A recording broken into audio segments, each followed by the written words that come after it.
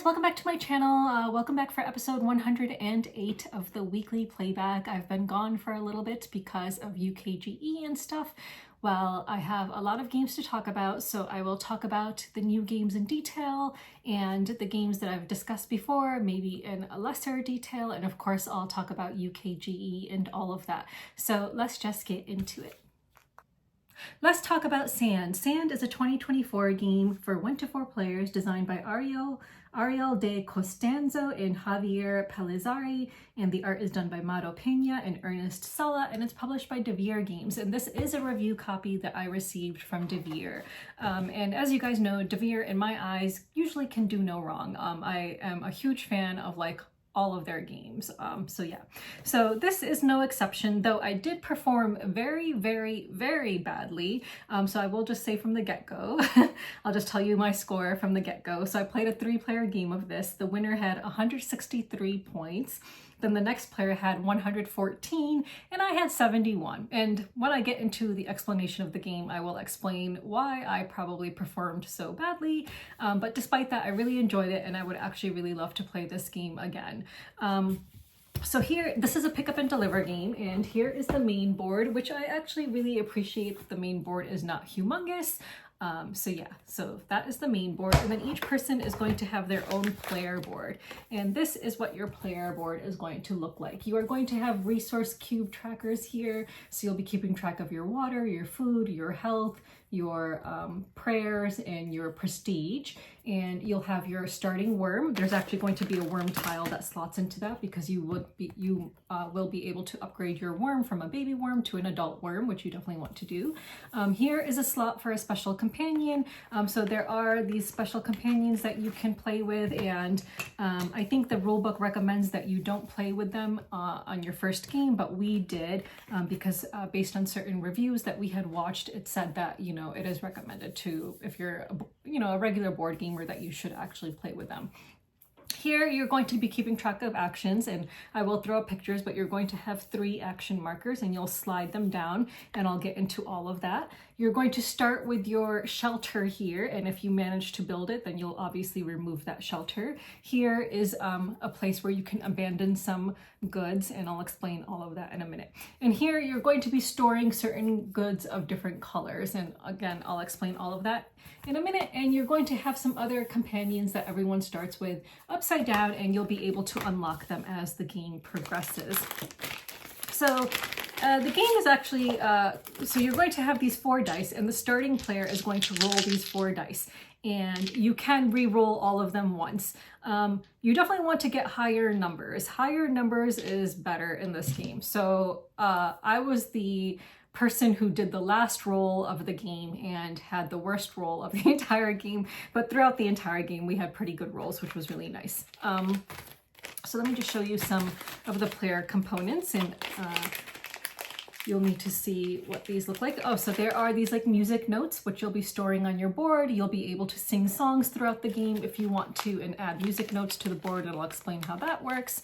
And then you are going to have these action markers to keep track of your actions, and the reverse looks like this, and I'll explain when you would flip it over and so on. So these 4 colors match up with the 4 dice colors. So basically on your turn, you are going to do the following actions. So on your first turn, you'll be able to do 3 actions. Everyone starts with 1 action space blocked off, which you will be able to uncover once you upgrade your worm. So once you've placed 2 cubes in this section, you will be able to upgrade your worm tile. And let me just show you what the worm tile looks like.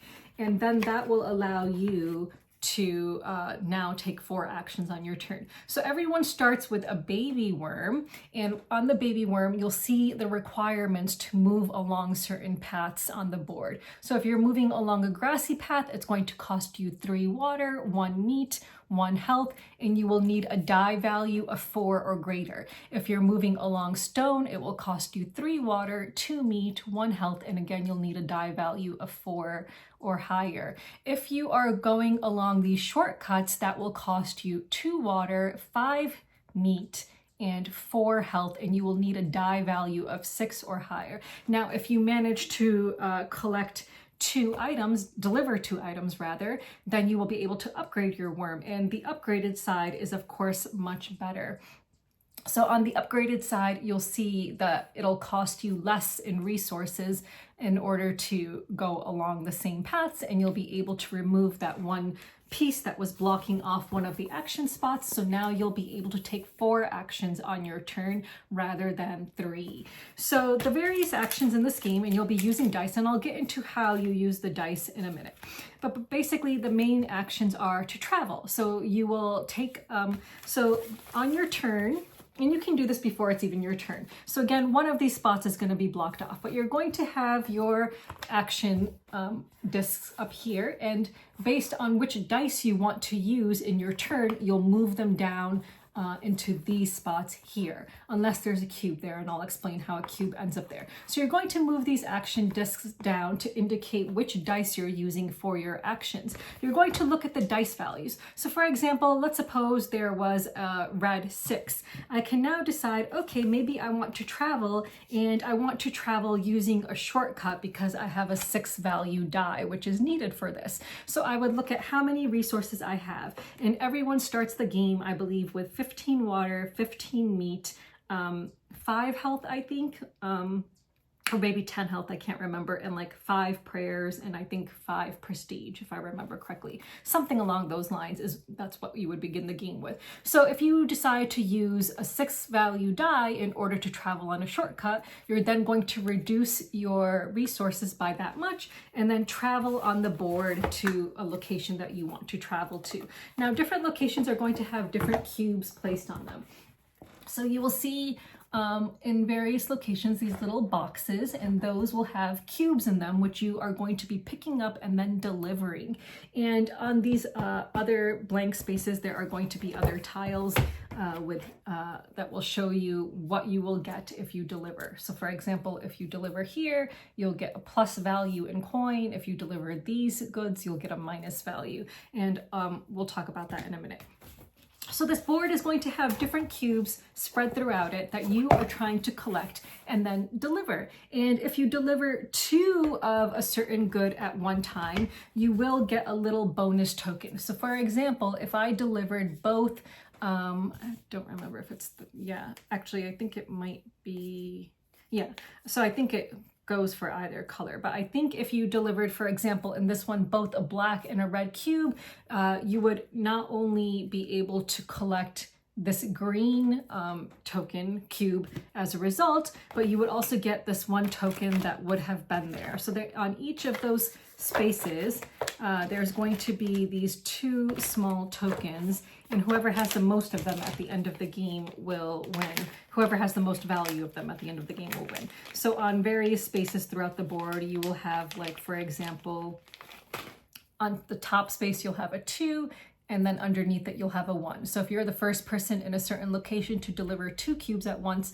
you will take this. If you're the second person to deliver 2 cubes at once, you would take this. So those are going to be spread throughout various locations on the board that you might want to try to collect, because that might give you extra points at the end of the game if you're the one who has the most value of those. So basically, you are traveling around this board on various pathways in order to pick up cubes and then deliver those cubes to where they need to go.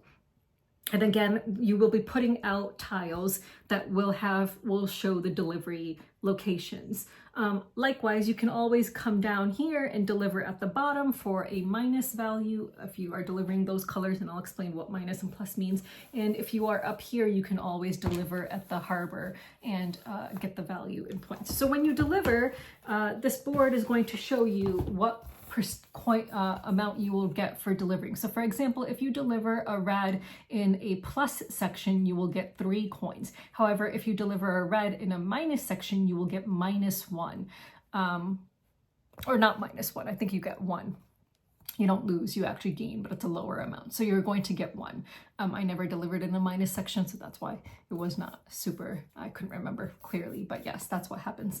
So you'll see that the different values are, the cubes have different values for depending on where you deliver them and so on.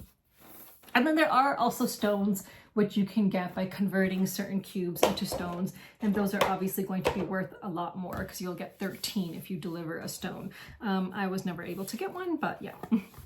So, okay, so basically on your turn, you can use an action disc to travel. And again, what you need in order to travel, you will look at your worm and see which resources you need in order to travel, and you will have to spend a die value that is greater than or equal to the die shown on the path in which you want to travel. So if you used an action dice to travel, you would then put back the die up on your board to show that you've used it, because again, you would have put down your die here to show that you're planning on using it, and then you would move it back up to show that you've used it. Another action you can do is to load plants. So when arriving in a city, you can load a box by occupying an action token of the same color. So when arriving in a city, so let's suppose I have arrived in the city by using my red die, and now I want to collect a red cube. I could place a red cube here because it is underneath the red action top disc. So it has to go underneath a matching disc. Now what that will mean is I will flip this over then, and then it will show a package sign. So as long as there is a red cube in this section, I can no longer pull down the red disc, obviously, in order to take an action there, because it is now occupied by a cube. And these are double layer boards. So it will like slot in very nicely. So now you will see that on your next turn, you cannot use a red die because the red slot is occupied. So whenever you pick up cubes, that is going to take up a space of your action slots. So that will reduce the number of actions you'll be able to take until you deliver that cube. So again, loading plants, when you arrive in a city, you can load a box by occupying an action token of the same color. Another action you can do is delivery of goods. This does not use an action token. So basically you will travel to a certain location and again, drop off a good that you had previously picked up. And then you will look at which color good you dropped off, how many you dropped off to determine how many coins you get. And the first time you drop off a good in a certain round, you will also see how many prestige you have, and your prestige will go down to 0, and you will add that value to the number of coins that you are already getting for collecting that good. Now for the first good you get, you are always going to get 3 coins as listed here, because that's where the first good will go if it's one of the main primary colors, blue, red, black, or white. So you're going to get 3 coins from that. Then depending on which good it is and where you delivered it, you will see how many other coins you get, and you will again reduce your prestige to 0, and whatever value your prestige was at, you will get that number in coins as well. Additionally, if you had previously sung a song and had a song token out on the board somewhere, you will collect 1 additional coin for each song token you have on the board that belongs to you. And we will get into singing songs in a little bit. Worm. You can evolve your, I'm looking at the wrong thing. Care for your worm. You can advance the corresponding track. These are used for traveling. So if you need to care for your worm, let's suppose your worm is doing poorly in water, in food, in health, and so on, you can use the dice in order to care for your worm. You would look, so if you're using the blue action disc, for example, you would see what value the blue die is at, and then you would increase your water by that many spaces over here. So you can use the dice in order to improve the, health of your worm, as well as increasing your water and your meat. The health one works a little bit differently. You need both the black and the white dice in order to improve the health of your worm. And what you're going to do is you're going to use both the black and white action discs. So they're both going to need to be available down here, and then you will push both of them up. You're going to use 2 action discs, but what you're going to do is look at the higher value of the dice, and that's how many health you will gain. You can flip over a certain companion at a certain point that will allow you to only use 1 action disc in order to improve the health of your worm at a certain point in the game. And white will increase your prayer level. Prayer level you might need throughout the game because it will let you increase the value of a die by 1 pip. So for each pip for each space you go down on your prayer value, you can increase the pip value of a die. You would not actually physically change the die. You would just note that, okay, I've reduced it by, say, 2 prayers, so that means I've increased the pip value by 2 prayers, 2 pips. So yeah. And then of course, prestige, again, as we discussed, that's basically going to give you coins when you deliver goods. So you will gain prestige, possibly at the beginning of a round based on your turn order and how that is determined. So that's one of the ways to get prestige. But of course, the other way to gain it is by using the black die and action disc. So that is caring for your worm. Praying, advance the track. So we already talked about praying, earn prestige. We already talked about that. Compose songs. So you will need an action disc. You can use any colored action disc to compose a song. So you will place your token on the board to obtain 1 coin per token when delivering goods. And whoever has the most songs at the end of the game will earn 3 coins for each song. And then finally, there's acolytes on the board. So if you have a shaman, and a shaman is one of the characters that is on your board, this one, and if you manage to flip over your shaman during the game, then you can place boxes of the acolyte's color in the shelter by paying 1 coin. So if you had placed your shelter on the board, and you need to place your shelter by, you can place your shelter by having delivered 3 cubes over here. So once you cover the space, that would allow you to place your shelter onto the board. And let me just show you what the shelter looks like. So this is the shelter. So once you've placed your shelter, and if you have revealed the shaman, so let me just show you what the shaman looks like. Then you can use the acolyte ability. So there's special spaces on the board. So here is the shaman tile. So that basically shows you a special ability that you can do as the shaman, but you can only use acolytes if you have a shaman. So you can place boxes of the acolyte's color in the shelter by paying 1 coin. So acolytes are these characters on the board over here. So for example, if you were here, you will see that this acolyte is red and this one is white. So if your worm is on this spot and you've already uncovered your shaman and you have your shelter out on the board, then you could take a red cube from here and place it in your shelter. And that is an action that you have to do, spend an action disc for. So that is the special action of the acolytes. So the companions. So again, there are certain companions that you start the game with. So there is going to be the custodian. So that one allows you, this is the custodian. So this is going to allow you to take care of your worm health action using a single action token. So again, you don't need to use both the black and the white. You'll be able to use one or the other. So if you've uncovered the custodian, that's what you'll be able to do. The navigator allows you, so let me find the navigator. Is this the navigator? I don't know. Well, I'll do the young worm. The young worm allows you to place 2 matching boxes. No, is that? Yes. The young worm allows you to place 2 matching boxes of cargo on 1 action's used space. So when you are collecting boxes and placing them underneath on the spaces here, you can place 2 boxes instead of 1. So that is a nice ability to have. And let's see. Oh, actually, sorry, that was this one, not that. I showed you the wrong thing. So that is the young worm. The navigator, this is the navigator, I believe, allows you to travel 2 segments of the route with the travel action. So you can travel 2 segments of a route by using 1 travel action, but you do still need to pay the cost. Basically, what that means is you can use 1 die, but you'll need to pay the cost of the 2 paths that you travel still. And then we already discussed the shaman. So again, here is the shaman, and this will allow you to take any relic box that is in your shelter and turn it into a rock.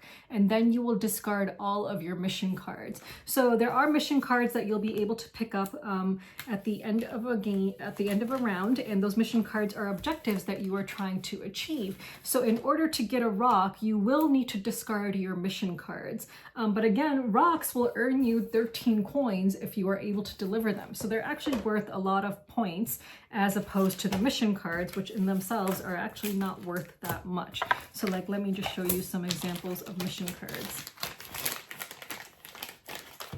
So for example, here's a mission card.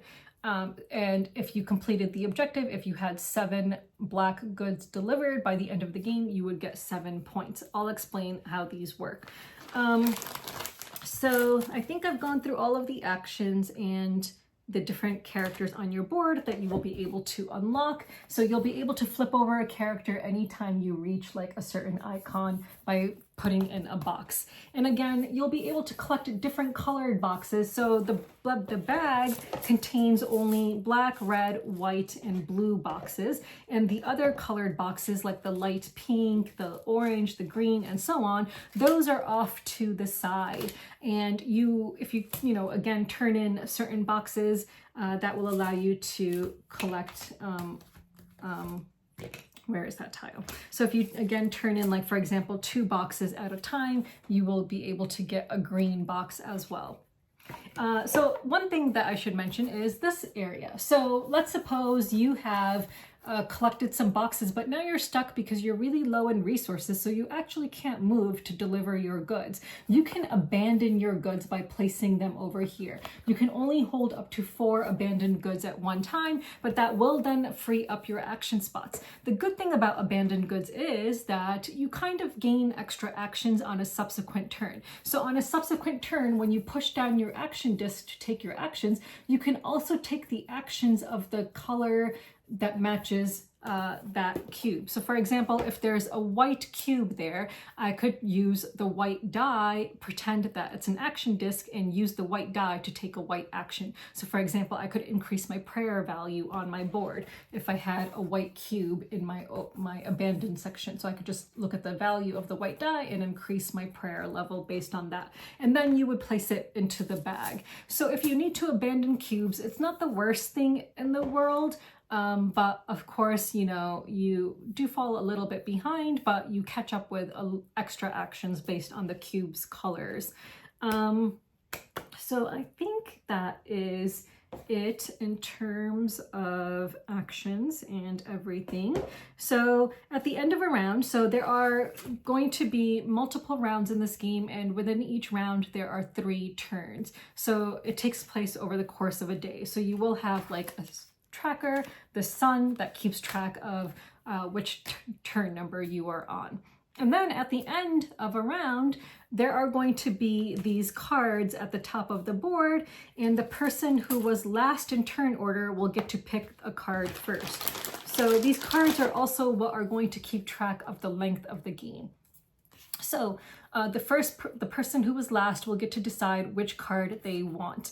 And if you pick a card that is to the farthest right, which will have like the lowest benefit available, then you will get to go first in turn order in the next round. So depending on which card you take, that will determine your turn order. And then you can use the card to gain the immediate benefit, which is at the top, or you can keep it to the side of your board to have an objective to meet, which is going to be at the bottom. So when you pick one of these cards, you can either do the immediate and then discard the card, or keep the card to have an objective that you're trying to meet. And again, these cards are going to be keeping track of the game length. And when there are no more cards to place at the top of the board, that is the end of the game. So yeah, so that is how that works. So I think I have talked about everything. So essentially the game goes like this, so you're taking actions by using your action disc, looking at the dice, trying to optimally use the dice in order to perform the best actions, pick up boxes. You want to try to deliver multiple boxes at once in order to get the additional colored boxes, which is the only way to get them.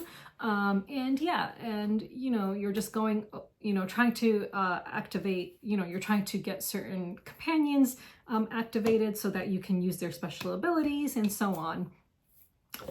So me, I performed quite badly. I never was able to deliver 2 boxes at one time. I only collected, I believe, 5 boxes in total. So I didn't really get to uncover more than one of my companions on the side. I used a special character. So, I mean, I had a special character. I didn't actually end up using him. So again, we played with the characters who have special abilities. And mine was the Fennec Fox, which is super duper cute. But in the end, I realized not super duper helpful.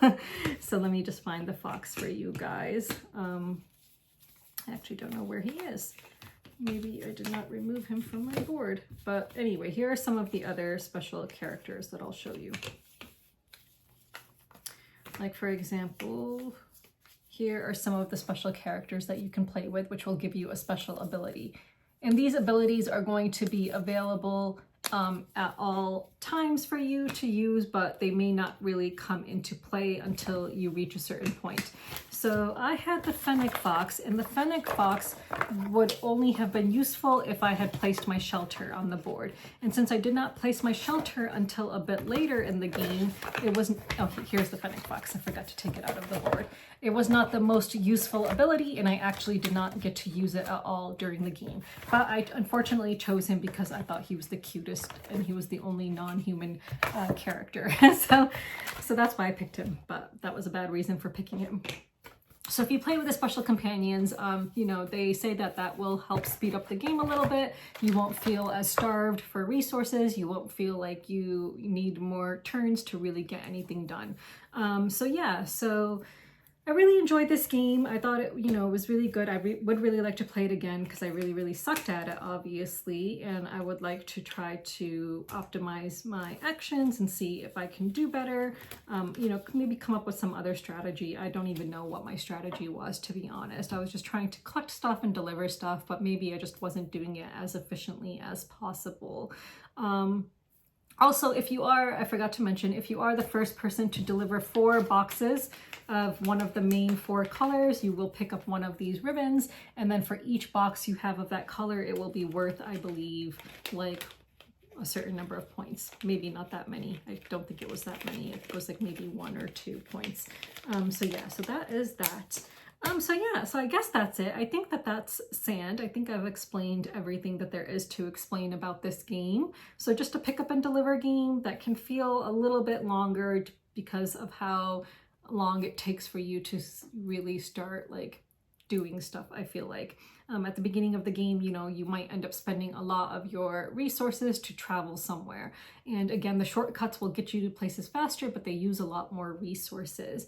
So let me know if you have played this game and what you think of it. I liked it. I would like to play it again and see if I can improve at it. While playing this game, all I could think of was the movie Dune, of course, because of the sands and, you know, all of these characters in the game, they look like they are Fremen to me by the way that they are dressed. So yeah, so all I could think of when playing this game was Dune. Of course, I know it is from the same universe as the game Silk, which I also own, which is from Devere Games as well. So yeah, so if you enjoy pick up and deliver games, you might enjoy this one. I think, again, it's a bit slower than other pick up and deliver games, and it might be a little bit frustrating, but give it a try and let me know what you think. So yeah, so that is Sand. So again, thank you to Devere for sending me a review copy of this game, and let's move on.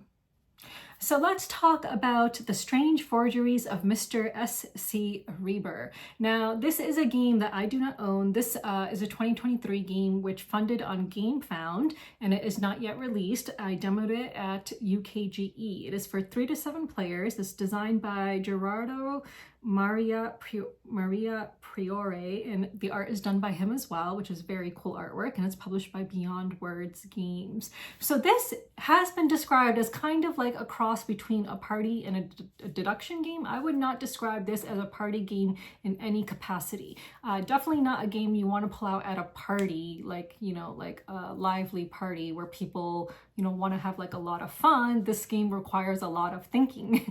So this is a deduction game in my opinion. So I'm going to read the overview of the game and then explain how it plays. So the gallerist invents a secret rule, and it's the collector's objective to guess it. During the game, the collectors will produce many drawings, and the gallerist will secretly tell them whether it follows the secret rule or not. aka whether the drawings are originals or fakes. At the end of the game, the collectors will put their knowledge to the test and try to guess whether their opponents' displayed drawings follow the rule or not. Mistakes determine the winner, so they'll want to try to make as few mistakes as possible. The gallerist moderates the game, giving out hints as they like. So in the game I played a 4-player game of it plus the gallerist. So I guess you could say 5 players total. So the designer played as the gallerist. So basically you are going to have little pieces of paper, but if you want to purchase these dry erase cards, you can, which display his really cool artwork on the back. His artwork has actually really nothing to do with the game. It's super duper cool. I absolutely love the artwork, and that's what originally drew me to the game, but it actually doesn't have anything to do with the game. You're not really going to be looking or admiring the artwork as much. It's, you know, on the board, it's on the back of some of those dry erase pieces if you decide to get those, and so on. And it's in your little booklet that you'll be writing in, but you know, that's the extent of the artwork and how that kind of plays into the game. So in our game, we had little pieces of paper, little square pieces of paper. The gallerist would, at the first round, he's going to produce 3 small drawings. And these are basic drawings. We're not, you know, you don't need to be a skilled artist to play this game. You don't need to be able to draw like the Mona Lisa. Like, you just need to be able to draw basic shapes, you know, circles, triangles, squiggly lines. You need to just be able to do maybe some basic shading, and that's it. So you're just trying to, so he's going to draw 3 drawings, again, very basic. And then based on his 3 drawings, you're going to then draw a certain number of drawings that he tells you to draw. So you're going to make some drawings, and then he is going to, throughout the, you know, length of the entire game, have one rule that will determine whether a piece of artwork is a genuine piece of artwork or whether it's a forgery. So all the players are going to submit their drawings to him, and on the back of those drawings, he's going to put either a check mark or an X. A check mark means it follows the rule that he has, and X means it does not. And then you're going to arrange your drawings in front of you, all of them. You do not throw away the bad ones because you will need them later in the game. So you want to put them in front of you in such a way that your opponents can't tell what is a check and what is an X, but you want to be able to keep track, because as you continue to draw drawings throughout the game, you're going to need to rely on your previous drawings until you figure out what the rule is. So the game will continue in this fashion. The gallerist is going to make a drawing, a couple of drawings, put them out, tell you whether or not they're fakes or not. Sometimes he might not even tell you. And then you are going to just keep on coming up with new and new drawings, trying to figure out what the rule is. The rule could be something like, so for example, in the game I played, the rule was that every element in the drawing has to be touching some other element in the drawing. So you could not have a dot by itself and, you know, a triangle off to the side, because that would not be following the rule, because every element would not be touching something else. So everything had to be touching something else. So at the end of this drawing, all the pieces would somehow be connected, even if they're not connected directly, but everything has to be touching something else. So in the end, they're all connected. So yeah, so that was the rule we had in our game. And, you know, by him making certain drawings, telling us whether they were reals, like real drawings, or forgeries, we were able to determine what the rule was. And then at the end of the game, like towards the end, you're going to take all of your drawings and you are going to try to make a final guess as to what the drawing is. You're going to put them into your own gallery. So everyone is going to have a gallery sheet.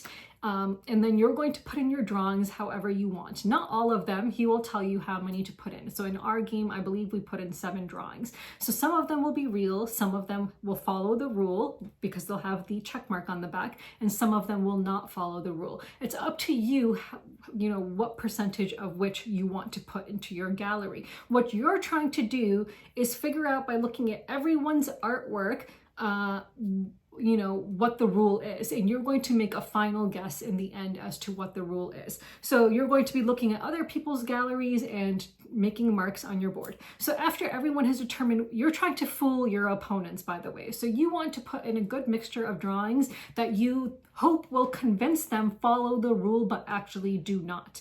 So you want to have a good mixture of forgeries and genuine drawings. So after you've created your gallery, you're then going to look at every other person's gallery, and in your notebook, which is a dry erase notebook, you're going to mark which ones you think of their galleries are following the rules and which ones are not. After everyone has marked in their notebook whether or not they think other people's galleries are following the rule or not. It's really cool. You just flip over the page because it's like a double-sided page, and then you will see on the back, then everyone's going to flip over their galleries and you'll be able to check whether or not you were correct. Fun fact, I mean, it's not really a fact, but he said I was the first one who got a perfect score. So I guessed everyone's correctly, whether they were fakes or genuine pieces of artwork based on the rule, because I had already figured out what the rule was by this time. I was struggling so much, but at one point I finally figured it out. So I was able to guess correctly everyone else's artwork, whether it was a forgery or not. And then based on whether or not you have any mistakes, you're going to be moving your token, your score token. It can move in a positive direction or a negative direction. And then, there's a certain method in which points are allocated, and that's how you determine who the winner is. So of course I was the winner because I had 0 mistakes and other people had mistakes. There is a way in which you can maybe lose fewer points if you are unsure about something. So you can mark something as unsure, but I didn't do that because I was really certain about what the rule was. And then in the end, of course, I announced what I believe the rule was. I don't think that's actually a part of the game. I don't think you actually have to make an announcement of what the rule was, but at the end it's just kind of fun to confirm that yes, you were correct. But really the game, like the winning, comes down to your points at the end about whether or not you guessed certain people's artwork matched the rule or not. So it is a very cool game. It's like a deduction game and a drawing game in one, and it's cool because you are dealing with humans who, may not actually know what the rule is and think that they know what the rule is, and that could really try to, could throw you off when they present their gallery. So it's a deduction game that depends on the intellect of other players as well. So you kind of want to be really sure of yourself and maybe not have as much faith in the other players. I think it's just such a cool, unique game. I don't think I've played any other game like this, deduction game like this. It's not within a really closed system because you're relying on other humans' drawings. Super cool. The designer was super nice, such a nice guy, though at one point he did start calling me Sophia instead of Sarah, but that's fine. I don't know how he ended up calling me Sophia after a certain point, but yeah, he was just such a really cool guy. He's got a very cool look. He had a really cool mustache. So just a really, really nice guy. The game was really cool. Again, the artwork is just so freaking cool, but again, the artwork doesn't have much to do with it, but you do get to see, I think if you order a special edition of the game, it comes with a really cool art book, I think. But yeah, the artwork is just super duper cool.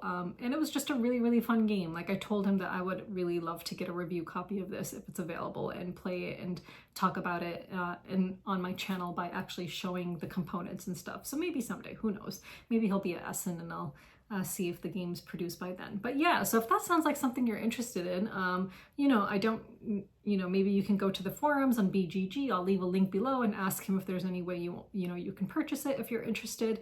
I'm not getting paid to say this. I just thought it was a really cool deduction game, really fun.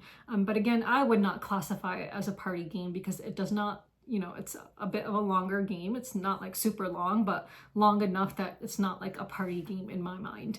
But very cool game, and I'm just always impressed with the ideas that people come up with. So yeah, so that was The Strange Forgeries of Mr. S.C. Rheber. So let's move on. Another game I demoed at UKGE is Yonder, which is a 2024 game for 1 to 4 players, designed by one of my all-time favorite designers, Håkon Garder, and the art is done by him as well, and it'll be published by Sinister Fish Games. So this is a worker placement game. It is very cool. So in this game, I'll just read the description and then talk about my play of it, my very, very brief play of it, because the demos you could only do 1 round. So a cataclysm in the old world sends refugee ships teeming to the new world. Elves, goblins, ogres, dwarves, and skeletons from beyond the great ocean set up sawmills, wharfs, workshops, and homes on the plains outside of a great city. They bring with them arcana, magical crystals native to their lost continent that hold great value in these new lands. So You, of course, are just trying to get the most points, so you're going to start with a ship, and that ship will contain different kinds of workers. So those workers could either be elves, goblins, ogres, dwarves, and skeletons. So you will be placing workers onto the board to get different resources and, you know, do different things, and you need different resources in order to build new structures in your own area that hopefully, you know, it'll turn into like a little engine building game. Of course, we didn't get super far along because we only played one round, but like most of his games, it's going to be an engine building game in which you want the most efficient engine. So you're going to be sending your workers to different locations, and you can send your workers to a location that belongs to someone else. What that means is that worker will become theirs in the next round, but they also need to feed that worker. So at the end of each round, you have to have enough food to feed your workers. And if you don't, then I don't know what happens actually, because again, it was a very brief demo, but I'm assuming it's bad. So maybe you'll lose points or something like that. I don't know. So you need to be able to feed workers, and I believe ogres eat a lot more than others. I think skeletons don't eat anything, and different workers have like different special abilities. Like, so for example, I think it was skeletons who are so skinny that they can go on a worker spot with someone else because they can fit on a spot with someone else. So it's really cool. The meeples were so cool. They were just very, very cool looking. They said that it wasn't finished, that they might actually change the meeples, but I thought that they looked fine as they are. Like, I thought they were just really cool. They had these like little black eyes that just kind of made them look really funny, but really, really cool. So yeah, so again, we only got to play one round of this, and at the at the end of one round, you will be collecting a new ship with new workers. And if you had workers in your area, then you would have those workers as well. But you do not then put workers on the boat that you had from before. The boat you had from before will remain, but you don't then add workers to that boat at the start of a new round.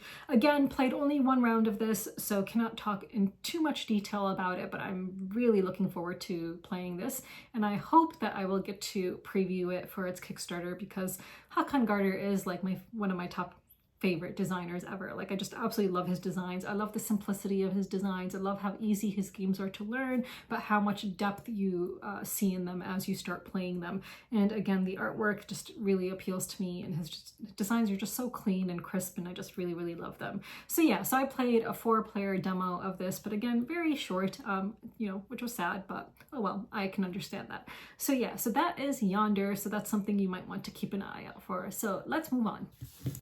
So one of the games I picked up at UKGE, not a review copy, I paid for it, is Next Station Paris, because I already have London and Tokyo, so of course I needed to complete my collection. So this is for 1 to 4 players. It is designed by... Who is it designed by? I don't know. I think it's Matthew Dunstan, if I remember correctly. Yes, Matthew Dunstan, and the art is done by Maxime Morin. So I actually played this on the flight back from England to New York. So I played it a couple of times on the plane solo, because I really love playing these games solo. I think they are the perfect games for playing solo. So this only changes the rules a little bit. Like, this is going to be your map, and a couple of things are just going to be different, which are these like things in which you can cross lines, and you will get extra points if you manage to put 2 lines through those sections. You have monuments, which you are trying to visit, which will give you extra points. So yeah, I think those are really like the main differences in this game, are those like crossways, those cross things, and the monuments. Otherwise, it plays pretty much like the previous games. Yeah, so it plays pretty much the same, scores pretty much the same. You are just trying to get a high score, so I can just show you what 2 of my maps looked like. So here is one, and I scored 154 in this one, and then here's another one, and I scored 123 in this one. So 123 was the first game I played, and then I managed to improve a bit. So yeah, so that is Next Station Paris. So again, if you like flip and writes, if you like small footprint games like this one to play solo, then I highly recommend it. I do think that is probably my favorite of the 3. I do need to play London and Tokyo again, but right now I think that this ranks as number 1. So yeah, so I'm really glad that I picked this up. So I'm not sure if it's available in the US or Canada yet, but I'm lucky that I was able to pick it up at UKGE. So that is Next Station Paris. So let's move on. So some other games I played recently, and all of these I played at UKGE, are Inventors of the South Tigris, which is right there. So I took that along with me so that Luke from the Broken Meeple could get a taste of it. We did not get to finish the game. I think we did 3 rounds in total. Yeah, I think we might have done 3 rounds, and then Luke had to go. It's a pretty, you know, complicated game. It's the heaviest game from Garfield games, I would say, out of all the ones I've played. It's definitely the heaviest game from the trilogy, the South Tigris trilogy, that's for sure. So we did not get to finish the game, but it gave everyone that we played with a taste of the game. So I played with Luke and 2 other friends. So that was fun. So I was glad I got to play that again. We played World Wonders, which I've previously played before, so that was fun to play again from Arcane Wonders. Played Moon, so one of my, you know, top 10 favorite games of all time, Moon from Håkon Garter. So that was fun to play again, and yeah, the winner just totally kicked our butts in that game. I played Fit to Print. So Fit to Print is a real-time game from Flat Out Games, I believe, so that was fun to play again as well, and I did very badly, like so badly in Fit to Print. But you know, it's a more enjoyable real-time game. I feel like you're not as stressed out as you might be in other real-time games. So yeah, so those are the other games I played recently. So let's move on. So let's move on to games that I am backing. I was actually just going through the BGG crowdfunding countdown, and I came across this one game that I just really was attracted to, so I backed it, and it's $20. It's called Hex Effects Spellbinding Card Game. So yeah, so it just looked really cool. It looked like it's a very accessible game, and the artwork is really cool, but it looks like it's a lot of fun. So yeah, it has that one character on it that like that kind of represents the plague or Black Death, you know, that one character that has a beak and a hat and looks like a bird, kind of like a bird that is, you know, bringing death news of death or something. I don't know what that thing is called, but it has that on the cover and in the artwork. So it just looks really, really cool. It's from Pillbox Games. So it has 4 days to go, so it will finish its campaign on June 13th, and so far it had a $12,000 goal, and it's raised $56,272. And again, just to get the game cost $20. There are multiple other pledge levels in which you can get a lot of extras, but you know, I really need to be careful of what I'm spending, so yeah, so I'm just backing it at the basic level just to get the basic game, and that's it. So that is the only thing that I am backing, excuse me. So let's go on to stuff that I have received. So I will show you things at one at a time because there's quite a bit to go through. So first I'll show you games that I purchased at Essen, so not Essen, UKGE. So I already showed you Next Station Paris when talking about it. So this is a game I purchased at UKGE, and then I only purchased 2 more games. So before I left, I said that I would try not to come back with a lot, and this is my smallest convention haul ever. So I purchased 2 more games, and then I received 1 review copy of a game, which I will show you. So the other 2 games I purchased are Courtesans and Moving Wild. So if you follow me on Twitter, you'll know that Moving Wild was the one game that I was really after. So this is basically the Oink Games edition of Zuli. And Zuli is a game that I got a review copy of at UKGE last year and ended up being one of my favorite games. Like, I just absolutely love Zuli. It's like Sushi Go but better, a little bit more, you know, cutthroat, but I just absolutely love it. So when I found out that, you know, Oink Games was publishing it with their own cool, unique artwork, must have for me. So it was the first thing I went to, and it was the only thing that I was actually really excited about at UKGE. So I actually picked up 2 copies. So let me just show you some of the artwork. So here are like the starting cards that you're going to start with. So they're like tents. And then here are all the different animal cards. I do feel like there are some different animals in this game than there were in the actual game Zuli. Like, I'm seeing some different kinds of things in here. See, yeah, like I don't even recall there being snakes. Maybe there was a snake. I don't recall there being a snake in the actual game Zuli, but I don't know. And I don't recall there being like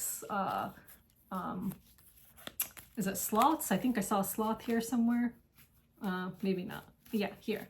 Like, So yeah, so there are animals in this that I feel like weren't in Zuli, but that's fine.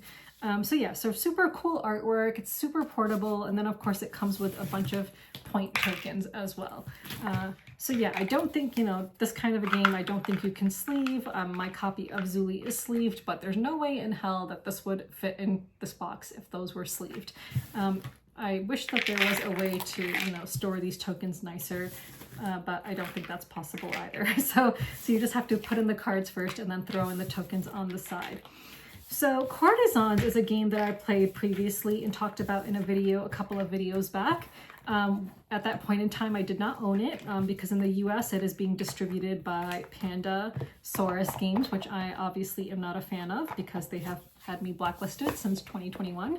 So I was really excited to pick this up from UKGE and pick it up from the original publisher, which is Ketchup Games. So I did pick up Courtesans and I did sleeve all of the cards.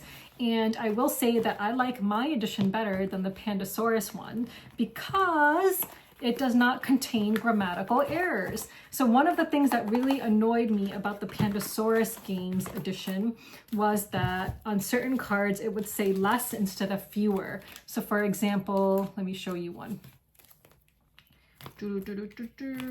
Yes, this one. Like this card in the Pandasaurus edition would say you must own less nightingales than your left neighbor, but in here you have the correct grammar where it says fewer. So you must use fewer when, you know, talking about stuff like that. So I'm really happy that this is grammatically correct.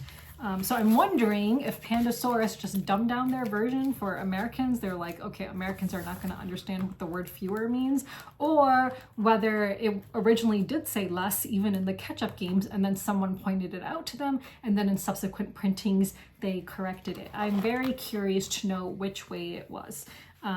Not that I think anyone will ever tell me, but if anyone somehow finds out, I'm just super curious about that. I don't know why I'm really curious, but I would really like to know whether Pandasaurus dumbed down their game for Americans. That would just be really kind of funny or interesting, I guess. But Courtesans is a really fun game, so I'm just really happy to have my own copy without the Pandasaurus logo on it. So yeah, so that is another game I picked up at UKGE. So those three were the games I purchased, and then I received one review copy. Now I'm not sure that I should have picked this up, but I did. So we'll see. So the one review copy I got is Hegemony. So it is a big game.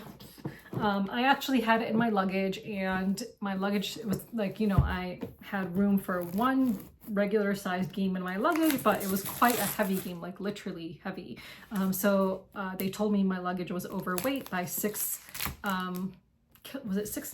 kilograms. I think they said my luggage was overweight, which is about 6 pounds. And so all I did was remove this game, and then I met the weight limit. so then I was able to put my luggage through, but as a result, I had to check in one of my carry-on bags, because then I had one too many carry-on bags. So this went on the plane with me, and then I had to check in my carry-on suitcase. So yeah. So this is supposed to be a really heavy game, and people say that it plays best with 4 players, even though the box says you can play with 2 players, but it apparently plays better with 4. So I actually have a friend who has played this game, who kind of lives locally. So I'm actually going to, oh wow, look at these rule aids. Oh my God. Like each faction has their own rule aid. Yeah, that's pretty intense. So yeah, so there's like a lot in here. So I'm gonna see if that friend would someday like to teach this to me, because there's no way in hell I want to learn this on my own, to be honest. It just seems like a lot. And again, I don't know if it was the best decision for me to pick this up. I do think that once I play this and once I talk about it, I'm probably going to let one of my Ko-fi subscription members win this, because a heavy game like this, I'm probably not going to want to play a whole lot. I'm probably not going to bring it out a whole lot. So once I play it and get a taste of it, I'll probably just do a giveaway for it. But yeah, it's a super heavy game, I've heard. So again, not sure it was the best idea, but despite it being a very heavy game, it's gotten amazing reviews. Like it's very highly rated. Well, those colors are super cool. Really love those colors.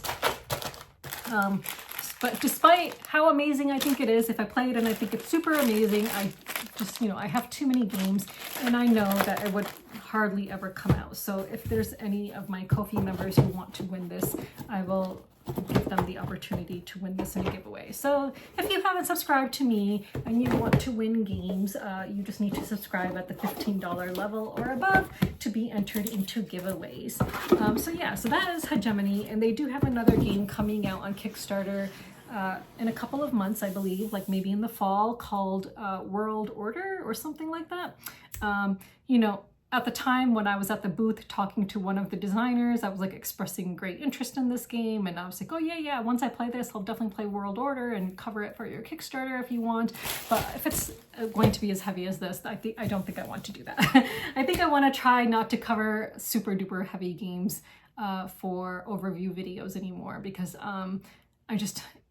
they're just a bit more stressful to do.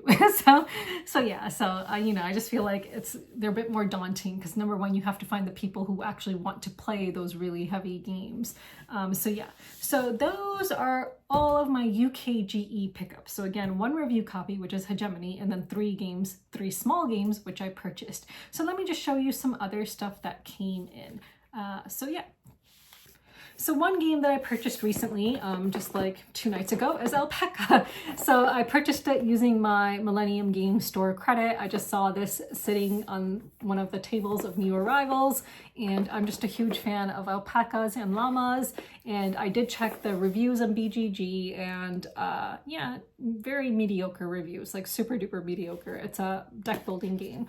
But then, you know, I remember talking to a friend of mine who said that he never checks reviews, and he just, you know, if something seems like a game that he wants to play, he'll play it and then make up his own mind about it. So I try to just, you know, block out all of the negative reviews of this game. There were a couple of good reviews, and then I picked it up because it's a deck building game with alpacas. And, you know, it seems like a fairly straightforward deck building game. So I'm like, maybe my family and I can play it together. So it comes with this alpaca meeple, which I'm assuming is the first player meeple. And then it comes with a bunch of different fences. And then it comes with a bunch of different alpaca cards. So yeah, it says that it's a really basic deck building game.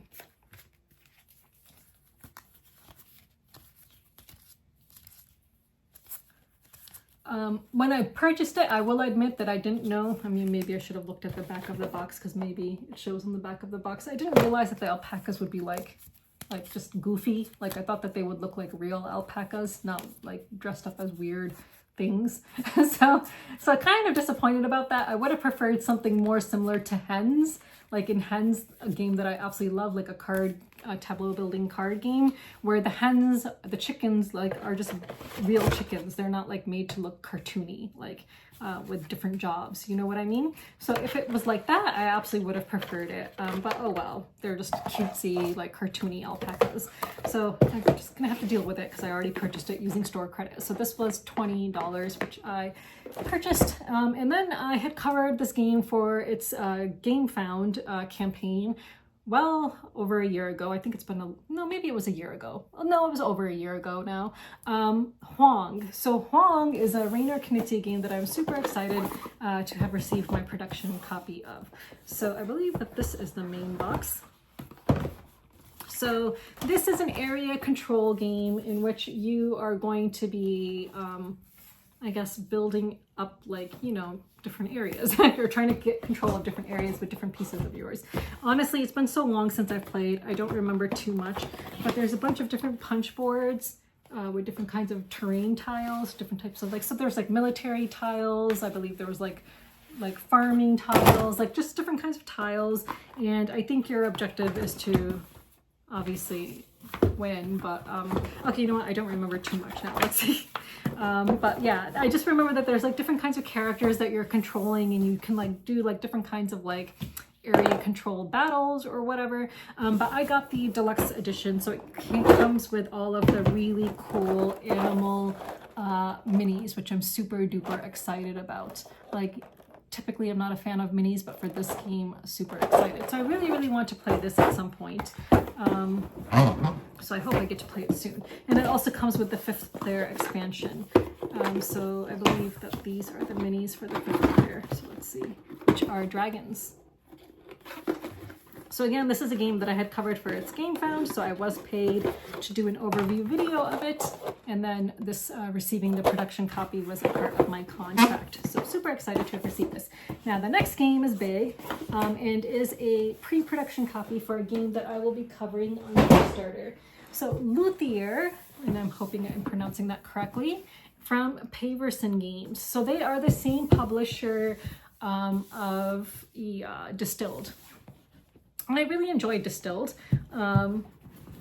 It's a, how would you describe it? Tableau building? Deck building? I can't remember.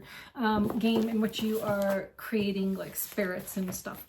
So really nice rule book, like for a pre-production copy. So nice. The pages are so nice. Let me just smell it. Okay, it doesn't smell good. Like it doesn't smell like anything. Like that's disappointing, but the pages are so freaking nice. They feel so good. There's a lot of stuff in here. It's a pretty big game, so I'll just show you bits and pieces. I'll just show you some of the artwork. I do know that he has shipped out some replacement cards because some of these cards are missing some icons, so do keep that in mind. But the artwork is just really fantastic. Absolutely love it. Yes, so that is very cool. And just like look at the back. The backs of the cards are really nice too. So yeah, that's really exciting. So yeah, these are the cards that are going to be replaced actually, because they're missing some icons. These are patron cards. There are some of these. Really nice for a pre-production copy. And this was being demoed at UKGE. Of course, I did not demo it because I knew that I had this waiting for me at home. It actually arrived while I was gone. So these are very cool. I actually did demo it last year at UKGE though, so hopefully I'll remember a bit from that demo, but of course I'm going to read the rules. And when I demoed it, oh my god, like there was like the board had like nothing, like it was just like black and white, like very, very basic artwork. There really was not much there.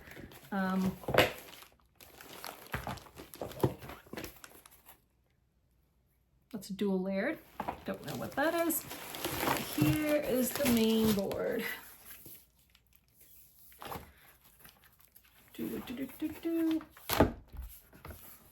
Ta-da! That is very long. Oh, that's gonna be kind of a pain to make a video of because I'm not gonna be able to show both ends of the board. Okay, so I'll have to figure that out. Yeah. Okay. Maybe I'll have to have it lengthwise, unfortunately. Yeah.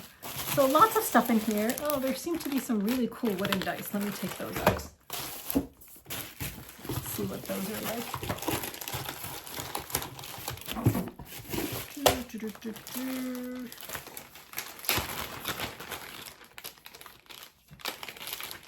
Oh, these are really cool. We've got like musical notes on them and stuff. Very cool. Wooden dice. I know some people aren't a fan of wooden dice because they're not as heavy, so they tend to like just roll around and stuff, but I think they're cool. I like them. And then let me just show you some of the player tokens. So different players have different tokens. So if I remember correctly, you're like bidding for actions, I think. So lots of different player tokens in here, like notes and stuff like that. And then a carriage.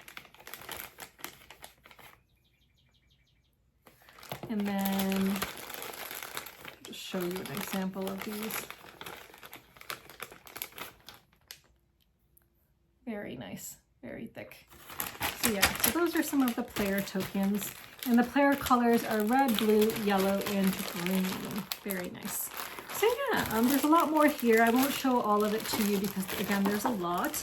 But you know, I'm really impressed with his pre-production copy. I did not cover Distilled for its Kickstarter, but he has everything labeled. Like it's just really impressive. Like all the bags have everything labeled, so you'll know where to put everything back. Just gonna make playing so much easier, honestly, because sometimes when you're covering a Kickstarter and you're like looking at the rule book and you're trying to figure out what component is what, actually, like a rule book might say, okay, now place these X, Y, and Z tokens here, and you're like, well, which ones are the X, Y, and Z tokens, because the rule book doesn't actually specify.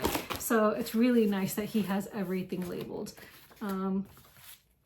Oh, this is really cool. Okay, so this is actually the rule book, and then this is the rehearsal, a guided first round for new players. So just like he did for Distilled, he created a guide so that you can have your first round be guided. That is really, really nice. And this rule book is just really, really top notch. Like just looking through it, I'm just like, wow, this is so nice. And again, really nice paper.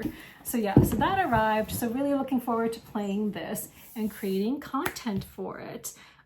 So yeah, so let's move on, because I think that those are all the games that I have received. I have received some other games, but they're waiting for me at my post box. I haven't had a chance to go and pick them up yet.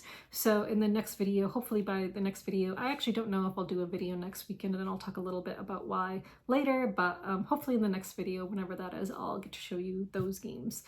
So yeah, so let's move on. So I guess I'll talk a little bit about my UKGE experience. So as I mentioned, I was only going to go for 2 days, which is Friday and Saturday. I actually didn't even do the press event this year. I did the press event last year, and I just didn't find it like to be super valuable. You know, so I decided to skip out this year because it would have required me to be on a train, you know, going back and forth an extra night just for like a couple of hours. I just didn't think it was worth it, and I'm really glad I didn't do it, honestly. So I went Friday and Saturday, and Friday I had just 2 publisher meetings lined up. I didn't actually schedule a whole bunch. So I only had 2 publisher meetings. One was with Czech Games, and Eleni from Czech Games. She's always just such a pleasure to talk to. She's just a super nice person. I just really, really like her a lot. She's just very kind, and whenever she sees me, she's just really nice. And I appreciate that she doesn't like get caught up in like industry drama and crap like that. She's just a really lovely person. So we had a nice long chat, and I just really, really enjoyed talking to her, and then just getting a quick demo of Czech Games' new game that will be coming out, which is Seti, which I believe will be an Essen release, if I remember correctly. So I met up with her, and then met up with another publisher, which wasn't even necessary. I already knew all the games that they were coming out with. So yeah. So then on Friday, I just basically spent my time walking around the hall. I had no plans. I didn't have any plans to play games with friends on Friday, which was a huge mistake, because honestly, I walked around the hall so many times, went to all the booths. There was nothing really that I was super excited for. Like one of the games, I think the hot game of the convention was Windmill Valley from Board and Dice, but they weren't handing out review copies. Like even Luke from the Broken Meeple purchased a copy. He didn't even get a review copy of it. And I didn't want to purchase it. I wanted to see if I could maybe get a review copy later on. Like they never send me review copies, but I figured I would just, you know, give it a shot and email them after the convention. And I really didn't want to pick up a whole bunch and have to drag home a bunch of games. So I was just walking around, and honestly, I got bored. So bored at one point that I literally just sat on the stairs and was just scrolling TikTok for almost an hour because I was just bored. Afterwards, when I posted about how bored I was, so many of my friends were like, oh, you should have messaged me. We could have played a game. And honestly, I wish I had, but I just don't like to impose. So I wish I had run into some people, but again, I know that's my own fault. I should have messaged people and been like, hey, I'm not doing anything. Do you want to play a game? Friday was the day that I did demo the Strange Forgeries of Mr. SC Rheber, though. So that was good. So I managed to get in 1 game on Friday, but mostly I was just bored out of my mind. I thought the journey home took forever on Friday. Like I got home more than 3 hours later than I was supposed to, because my train, which was supposed to take only an hour and 10 minutes to get to London from the convention center, took way longer because someone unfortunately decided to end their life and jumped on the train tracks. So another train hit someone, and as a result, all trains were backed up, and we were stuck at one location for a long time. Then we got rerouted, and when we got rerouted, it was really late, and then I had to get an Uber from that train station, which we were rerouted to a nearby tube station, and then have a really long tube ride home. So I ended up getting home so late that night. And then by the time like I managed to like unwind and get to bed, it was really, really late. And then I had to wake up super duper early the next morning for Saturday. So yeah, so I was just really, really dead on Saturday. So Saturday I looked like utter crap because I was just really just out of it. But Saturday was good because that's the day that I played games with friends. So that day I did not spend time walking around because I'd already done all the booth stuff, like walking around and seeing all the different stalls. So Saturday is when I played all the games with my friends, including demoing Yonder. So Saturday was better, but overall this convention just had a different vibe this year. Like I felt like last year was just more exciting. I just felt I don't know. I don't know what it was. Like, I just don't know. I just feel like maybe there just weren't as many new releases. And as last year, like last year, I was super excited to get After Us. I just felt really, hyped and just just really excited about last year's convention. I just did not feel that way this year. And it had me questioning whether I would even want to go back to UKGE next year. I mean, I probably will, just because I really love London. And since I lived in London and I visit every year, I just, maybe I shouldn't visit every year. Maybe that's excessive. but the Airbnb I stay at, I really like the Airbnb. It's very affordable and just in a really great location of London.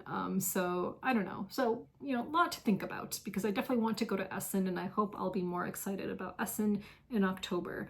So for people who've been asking me, no, I'm not going to Origins. I'm not going to Gen Con as usual. I've never been to either of those, and don't have any immediate plans to go to either of those, because Gen Con is insanely expensive.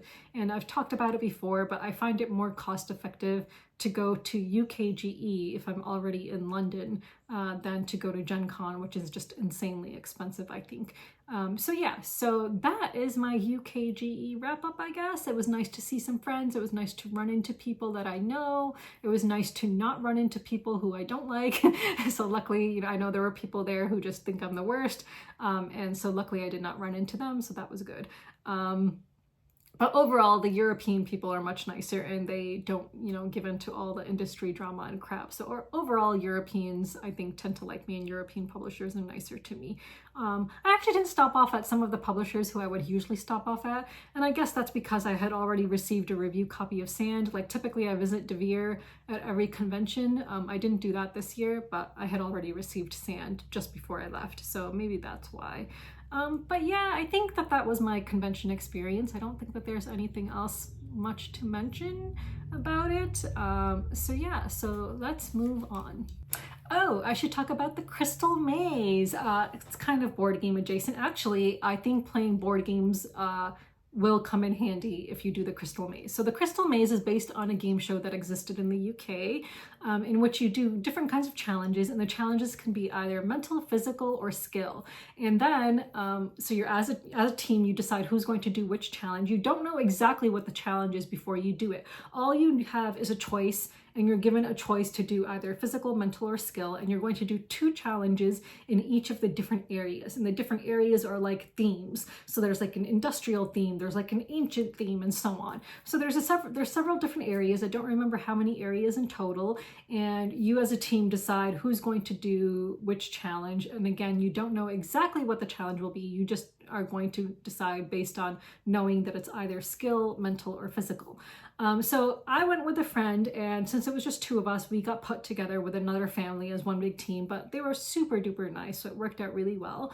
So I did 1 challenge of each. So these challenges, once you get into the room, then all the other players on the team can look through like windows and like yell out hints to you and stuff like that. Or in one case, you might decide that you don't want them yelling out hints and you just want extra time instead, which is what I did at one point. I was doing a skill challenge. Was it skill? No, it was mental. I was doing a mental challenge, and I decided I wanted extra time for myself instead of people yelling at me, and I did win the crystal. So every time you do a challenge, your objective is to get a crystal, and those crystals are going to add time for you in the big crystal dome, which I'll talk about when I get to it.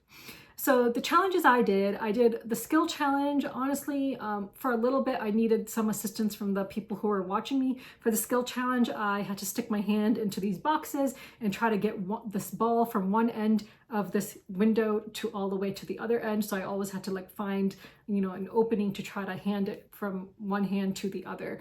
So I just only needed the assistance of my teammates only twice on that before I really just got the hang of it. I was like, I can just feel for the hole and figure it out myself.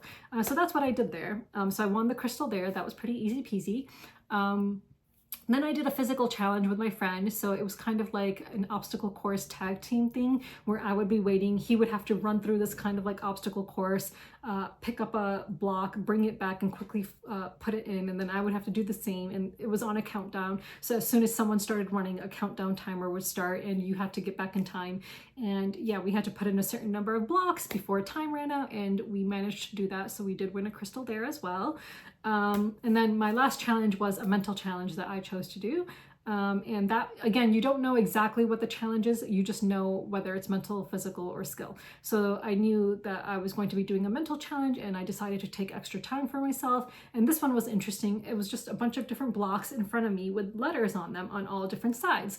Some of them could move, some of them could not move. And then I could see a mirror. And in the mirror, I was supposed to basically, within a certain time limit, change different blocks within this big like grid so that all the words formed actual words in the mirror and on my own side. So I had to create words both by looking at the mirror and on my own side in a certain amount of time. So that was pretty cool. I managed to do that as well and get the crystal. So in all, we, there was a bunch of different cool challenges, and we got enough crystals, and then we got like a significant amount of time in the crystal dome. Now this is not like the real game show where you're actually going to win money, but in the crystal dome there's a bunch of different pieces of like foil flying around, silver and gold, and you're just trying to collect as many of them as possible and then stick them into a little container, and then they get counted, and then you see if you won or not, and we did win. So yeah, so the end part was just kind of fun. All the stuff is just flying around, but you know that you're not actually going to get money in the end. But it was still fun, and we still felt really accomplished. So it was a super fun time, and I would do it again because I can always, while they're not going to change the challenges, because it would be very difficult for them to change. So I'm pretty sure that these have remained the same throughout a very long time. But because you're not doing each challenge within each theme, there would be new stuff for me to do if I decided to do it next year. So I would totally be down to do the Crystal Maze again another point in time. Just really, really loved it. It was a lot of fun. And if you're in London, I do highly recommend it if you enjoy stuff like that. So if you're looking for something that's kind of like an obstacle course with mental challenges, and board gaming could come in handy because you might have skills that you've learned, then yeah, you should check it out. It was a lot of fun. So that was the Crystal Maze. So let's move on. So I guess I'll just give some Palestine updates. So it was not yesterday. I think maybe the day before yesterday or the day before that. The U.S. led an operation to rescue some Israeli hostages. And by doing so, how they managed to do that is by disguising themselves as humanitarian aid workers who were going to provide food to the Palestinians. So how depraved is that you are disguising yourself as humanitarian aid workers who are going to provide food to the starving population, and instead you break out of these, ships that are not in fact delivering food, and then you massacre almost 300 Palestinians in order to rescue just a couple of Israeli hostages. And by doing so, they ended up killing more of their Israeli hostages than rescuing them. And of course, killing over 200, almost 300 Palestinians in the process. So this is just one massacre alone that has happened. There's just been so many massacres, massacre after massacre after massacre. Like when you have a genocide, it's not like the whole population is being killed off all at once. It's, it gets done bit by bit, so massacre by massacre. So this is a new massacre that happened, and again, just super depraved, pretending to be humanitarian aid workers and then killing countless Palestinians in order to rescue a couple of hostages, and killing more hostages as a result. So even one of the hostages who was rescued was one of the girls. Her photo was all around October 7th when she was being kidnapped. And when you see the pictures of her after she's been rescued, you can see how well the hostages are treated. Like you can see that she's been very well fed, she's smiling, she's not pregnant. Like everyone keeps on saying that all these hostages are getting raped. No, in fact, what you do find out is that it's the Palestinian hostages, the prisoners who are kept in Israel, the Palestinians who are innocent, who have not done anything wrong, who are the ones who are getting raped repeatedly. Like there's so many reports coming out of prisons and concentration camps in Israel about how Palestinian prisoners are treated. And just mind you that most Palestinian prisoners are never charged with a crime. They're held without being charged of anything. They're just held because that's what Israel does. It holds prisoners, tortures them, starves them, rapes them, just because they're very sadistic. Like that's what they do. So, the media, of course, is going to ignore all of the bad stuff that Israel does to Palestinian prisoners, and then claim and make up fabrications about what Hamas does to its prisoners, which is not true. These prisoners are not raped. When you can ask them, like, you know, the prisoners, the previous ones who were released said that they were not raped, they were not starved, they were fed, they were taken care of. And you can tell by the way they look. Like, why are the, you know, you might say, oh, it's Stockholm syndrome, like they're always just smiling and whatever because of Stockholm syndrome. I really don't think so. Like, I think if I were a prisoner who was treated very badly, and if I were rescued or released, I would not go back and thank my, you know, the person who was holding me captive, you know, and say, oh, like, you know, these prisoners have actually thanked people, the people who have been holding them captive as they've been rescued. Like, we've seen footage of that before, which of course Israel and America doesn't want you to see because it goes against their narrative that these prisoners are raped and starved and you know, all these other horrible things are done to them, which absolutely is not true. And in fact, you can see the Hamas members who captured these and who held captive these hostages, they've lost weight because they don't have food to eat, but one of the hostages who was released actually gained weight. Like, if you look at photos of her from before and after, she's actually gained weight. So the claim that these hostages are starved, that they're raped, that they're tortured, not true. Like, anyone with eyes can see that this is not true. Like, these claims are just so freaking ridiculous. I don't know how anyone buys these like fabrications of Israel and the IDF and the US government anymore. Like, lie after lie after lie. All they do is lie, lie, lie. So yeah, but was killing over 200, nearly 300 Palestinians worth it to rescue a few hostages? No, especially since Hamas has been saying since the beginning, since October, we will release all of the hostages for a prisoner exchange. And if you're wondering what prisoner exchange, like, hello, Israel has been holding Palestinians captive for so many years, like over 70 years, Israel has been holding captive Palestinians, capturing them, holding them without trial, holding them without charge. There's countless innocent Palestinians in Israeli concentration camps and prisons. So Hamas offered them a ceasefire deal time and time again to release all of the hostages, and Israel rejected time and time again. What else? Despite, you know, the UN saying that Israel should cease fire, Israel continued to cease fire. The stupid US government was like, oh, we're gonna, like, you know, try to sanction the UN or whatever. Like, just so much ridiculousness. Like, it's just insane how the US bends over backwards to try to support Israel's genocide of the Palestinians. So yeah, so it's still happening. It's still going on. Nothing is changing. The world still sucks. Yeah. So I want to talk about the board game industry. So as you guys might know, there was a fundraiser for Palestinian Children's Relief Fund, PCRF, on Saturday, June 8th. And I believe they raised over $8,000, which, you know, I'm really glad that they raised money for Palestine. What I am not still glad about is the fact that they are not condemning the root cause of the death and starvation of and amputations and, you know, the suffering of all these Palestinian children. All these people who participated in this fundraiser in the board game industry are the same people, number one, who called me dangerous for speaking out against Zionism back in 2021, which is the root cause of all Palestinian suffering. What is the root cause of Palestinian suffering and the genocide? Zionism, which is basically the Nazism of today. But these people will not call out Zionism. They will not condemn Zionism. They will not call out Zionist publishers. Would they call out Nazism? Would they call out Nazi publishers if Nazi publishers existed? Of course they would. But are they going to call out Zionist publishers? Of course they're not. So, you know, they can raise money and make themselves feel good about raising money for Palestine, for the Palestinian children. And, you know, all these people kept on talking about, oh, it's for the Palestinian children. It's for the Palestinian children. Do you ever hear them talk about, like, why you need to raise money for the Palestinian children? Because there's a genocide going on that is caused by Zionism. Like, Zionism is the root cause of this genocide, but you will never hear them say that. You will never hear them condemn Zionism. So, you know, it's like raising money for a Band-Aid. Like, they've raised money for a Band-Aid. They've raised funds to just, you know, help maybe feed some children, bandage some children. And raising funds is a great thing. I've donated a lot of my own money to Palestine and Yemen.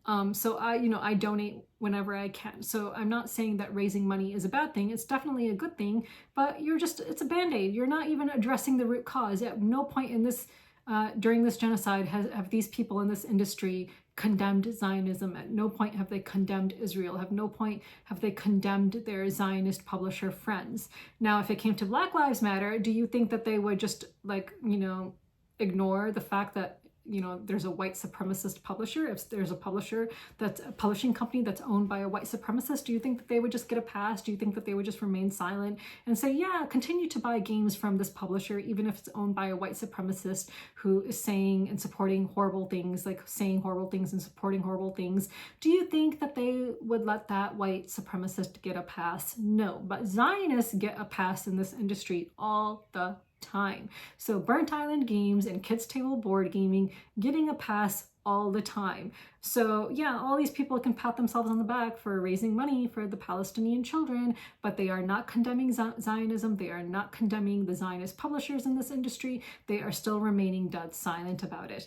And if you are someone like me who has been following Palestinian content creators and content creators who are also Jewish but anti-Zionist, and a whole bunch of other content creators who are raising awareness about this genocide and having calls to action and all of that, you know what they've been doing? They have been calling out Zionist companies to boycott, Zionist influencers to boycott, and so on. Yet this industry, this board game industry, would not do that. It'll do that for white supremacists. It'll do that for people who are against trans rights. It'll do that for people who are against women's reproductive rights, but it will not do that when it comes to Palestinian lives. It will not call out Zionist publishers. It will not condemn Zionist publishers.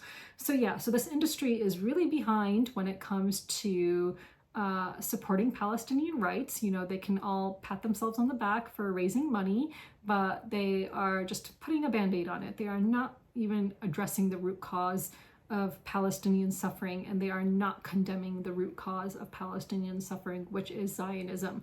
So, if they really want to feel proud about themselves, they need to start condemning Zionism. They need to start speaking up. But they're not going to do that, and no one's going to listen to me. No one ever listens to me. It's always just Sarah's the dangerous girl who just, endangers people's lives by calling them out, like, whatever.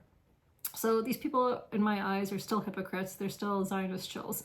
Because if you're still going to play games published by Zionists and then raise funds on the other hand to try to, support Palestinian children, but you're, for example, Our Family Plays Games. They retweeted several times about the fundraiser for Palestinian Children's Relief Fund. Yet they're still accepting money from a Zionist publisher. They are still being sponsored by a Zionist publisher. Why don't they just accept money from white supremacists? Why doesn't some white supremacist just sponsor them and they accept their money too? Because honestly, it's no different. It's really no different. You're, retweeting tweets about a fundraiser for Palestinians while being sponsored by Zionist publishers, and Zionism is the root cause of all evil in that part of the world. It's the cause of all Palestinian suffering. So you're just a Zionist shill. That's what you are when you accept money from Zionists. You have blood on your hands if you accept money from Zionists.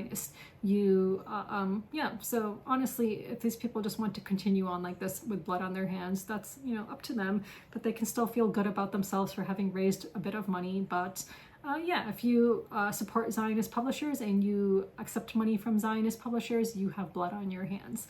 And there's really no other way to put that. So that is my update on Palestine. So let's move on.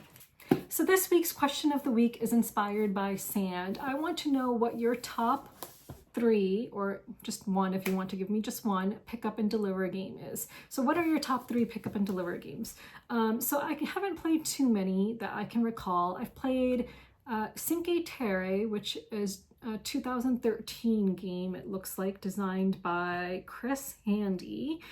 So that is this pick up and deliver game I recall playing, which I really enjoyed.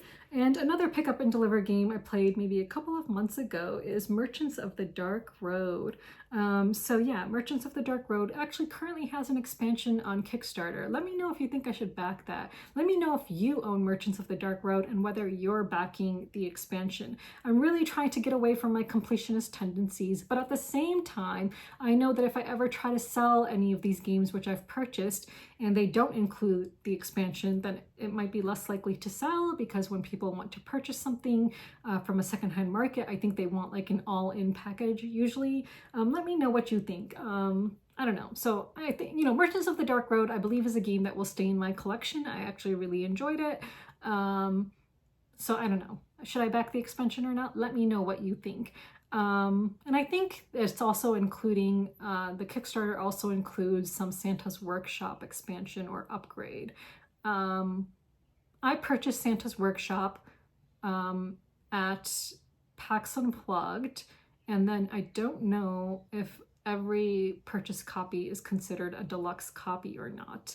I'll have to compare, but I think that there's something for Santa's Workshop as well on the Kickstarter. So let me know if you are backing the Kickstarter and if you're getting any of the stuff for Merchants of the Dark Road or Santa's Workshop. Two games which I definitely intend to keep in my collection, because Santa's Workshop I feel like is like probably the first really good like Christmas game that hobby gamers would really enjoy. Like I just feel like there are not too many Christmas themed games that actually are like a little bit, you know, more involved than just like a tableau like card game, which is what most Christmas games are, I feel like. So yeah, so I can't recall too many other pick up and deliver games that I've played. Is Monsters on Board a pick up and deliver game? Because that's a game that I like. Let's see. So Monsters on Board is a 2022 game, which I had backed on Kickstarter. No, it does not say pick up and deliver. It's track movement, open drafting, and game bonuses. Yeah, so maybe if I actually just click on pick up and deliver, it'll show me what other pick up and deliver games exist. And then I can see which ones of those I've played. Sorry, I'm just rambling on, but here I am. So let's see. Oh wow, so there's 2,759 games in with the pick up and deliver mechanism. Oh, Istanbul is one. I think I've only played Istanbul once though. I wonder if I can sort these by rating. So rank, let's sort them by rank. Oh, Clank. Okay, so Clank is a pick up and deliver game, Acquisitions Incorporated. I don't know if it's just that expansion, but I've definitely played Clank, the regular game, maybe Caverns or something like that. Horrified, I've played Horrified. It's probably one of the few cooperative games I enjoy. Not that I want to play it all the time. I'm not a huge fan of cooperative games, so it's not like something I'd want to play often, but you know, if someone wants to play it, I'll play it. Broom Service, I enjoy Broom Service. That's a pick up and deliver game, although I've only played it once. Definitely need to play that again sometime. What else? Let's see. Deep Sea Adventure, which is an Oink game, one of those small box games. I've played that before and I enjoyed it. That was kind of a fun game. Merchants of the Dark Road, I mentioned that. Gosh, there's so many pick up and deliver games I actually have not played. All right, I won't go through all of these. I'll just go through one more page and then we'll see. Ooh, Cafe! Yes, Cafe, a 2020 game, which I absolutely love. It's a small box game from the same designer as Pessoa, the designer, the same publisher. God, what is the publisher's name? Pythagoras Games. It's a Portuguese publisher. Absolutely love Cafe, so that's a really good pick up and deliver game. So yes, definitely that. Hansa. I wonder if Hansa, which is a 2004 game, is related to Hansa Teutonica. I do not know. What else? All right, I'll just do one more page, the fourth page, and then I shall end it. Curious Cargo, pick up and deliver, yes, which is a good two-player game. Oh, Chocolate Factory. I like Chocolate Factory from Alley Cat Games. That's a good game. Ahoy from Leader Games. I did enjoy Ahoy. Cosmic Frog, which I sold my copy of because of bad memories associated with my one play of that game. so that I ended up getting rid of. Okay, and then Amsterdam is at the bottom, which I need to play still. I don't know if Amsterdam is a re-implementation of, no, I think it's not a re-implementation of Bruges or the game I'm thinking of. Oh, okay, it's a re-implementation of Macau. Okay, so I own Amsterdam. I think I do. So maybe I should get that played. I think I own it. I can't remember for sure. Oh yeah, I do own it. It says right there. Okay, so maybe I should get that played sometime. So those are just some pick up and deliver games to, you know, just get your memory going. So let me know what your favorite pick up and deliver games are in the comments below. And I'm not sure that I'll be doing a video next weekend because my family is coming over to stay with me next weekend, my mom and little sister.